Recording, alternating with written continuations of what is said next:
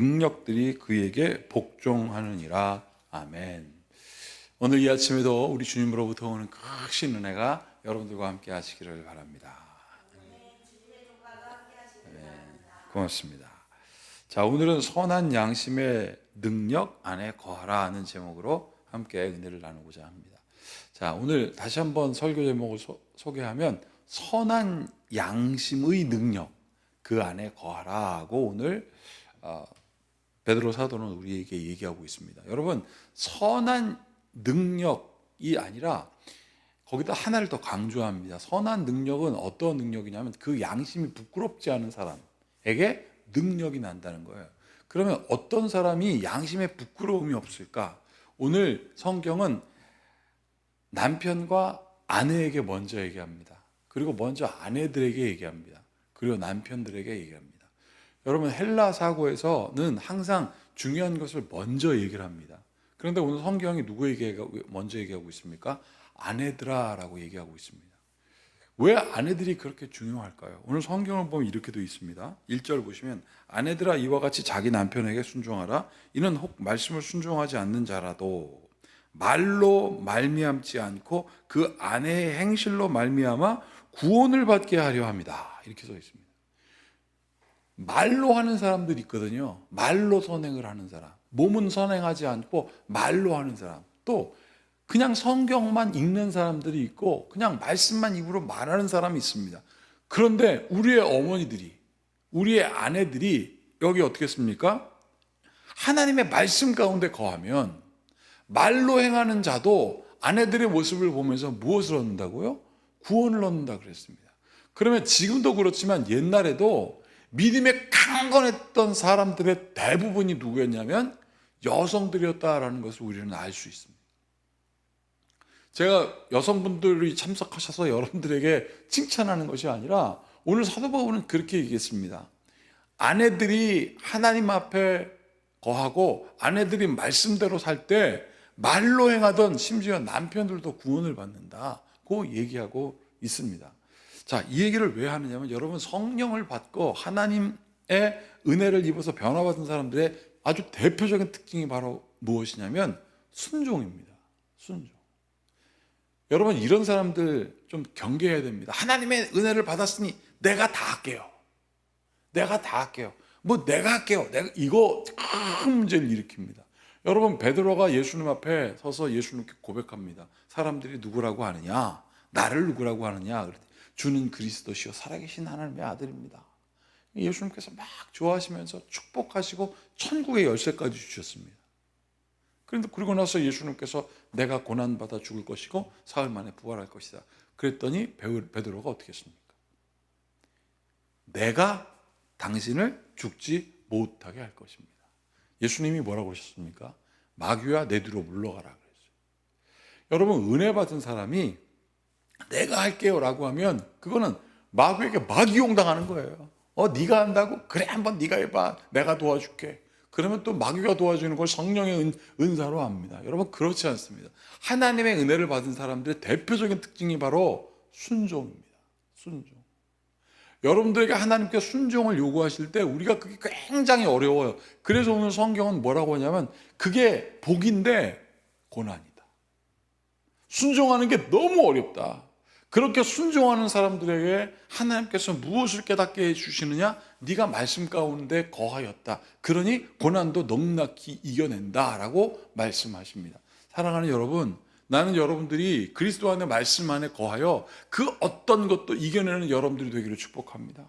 나아가서는 여러분들 때문에 누군가가 구원을 경험하게 되는 일들이 있어야 하지 않을까요? 자, 그러면서 남편들에게 이렇게 얘기합니다. 7절 보세요. 남편들아 이와 같이 지식을 따라 너희 아내와 동거하고 그를 더 연약한 그릇이요 또 생명의 은혜를 함께 이어받을 자로 알아. 여기 뭐라고 되어 있냐면 귀히 여기라 이렇게 되어 있습니다.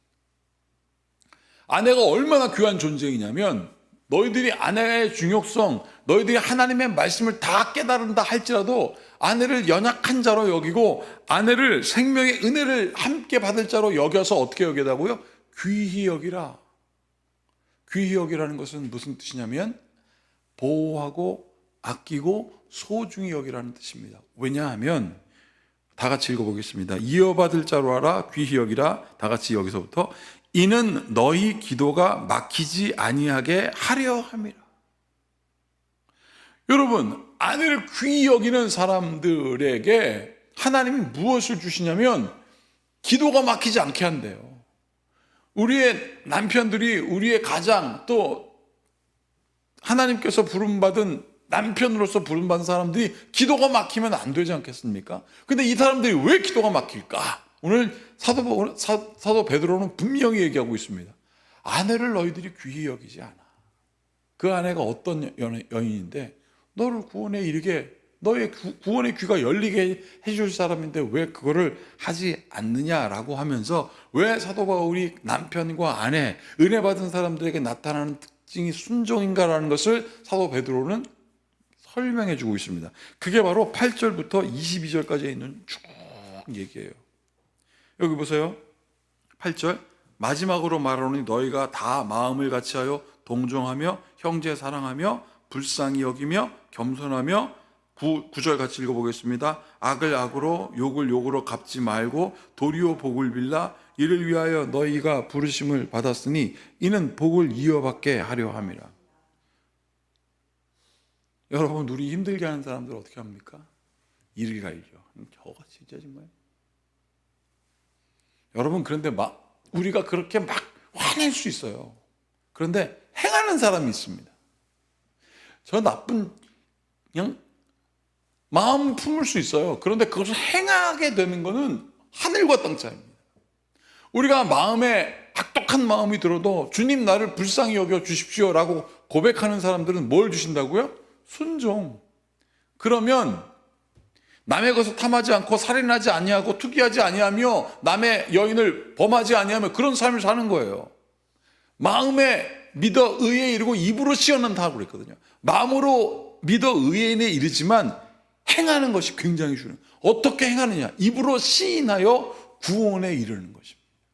여러분, 그래서 10절 보면 이렇게 되어 있습니다. 그러므로 생명을 사랑하고 좋은 날 보기를 원하는 자는 혀를 금하여 악한 말을 그치며 그 입술로 거짓을 말하지 말고 악에서 떠나 선을 행하고 화평을 구하며 그것을 따르라. 12절 같이 읽어보겠습니다. 주의 눈은 의인을 향하시고 그 귀는 의인의 간구에 기울이시며 주의 얼굴을 악행하는 자들을 대하시느니라. 우리의 기도를 다 들으시고 주님께서 갚으신다라는 뜻입니다. 여러분, 우리가 함께 오늘 찬양했던 사철의 봄바람 불어 있고, 그 찬양은 전영택이라는 분이 만들었는데 이분이 가사를 썼죠. 언제 태어났었냐면 1894년에 태어났습니다. 그리고 1968년에 돌아가셨어요. 그러니까 이 당시에 굉장히 오래 사셨습니다. 거의 80세 넘게, 이 당시에 1800년도에 태어나신 분이 80세 넘게 사는 것은 굉장히 오래 살았습니다. 이분은 갑신정변도 겪었고요, 일제 강점기도 겪었고요, 수많은 것들을 겪었습니다. 근데 이분이 이 찬양을 만들고 이 찬양으로 고백하며 이 찬양 속에서 우리에게 전달하고 싶은 것은 무엇이었냐면, 나는 가족 안에서, 이 가정 안에서 하나님께서 주시는 생명의 은혜를 경험했다. 여러분, 그래서 이 찬양 가사를 보면 2절에 기쁨과 소름도 같이 하니 한 간의 초가도 천국이라. 저는 옛날에 이거는 한 칸의 초가도라고 알았어요. 한 칸밖에 없는 집인 줄 알았는데 그게 아니고, 저기 한적한 다른 들판에 아무도 없는데 초가집 하나 딱 있어도 나는 거기가 천국이다. 어려운 수많은 일을 겪었지만 하나님께 은혜를 받으니까 나에게 순종을 주셨습니다.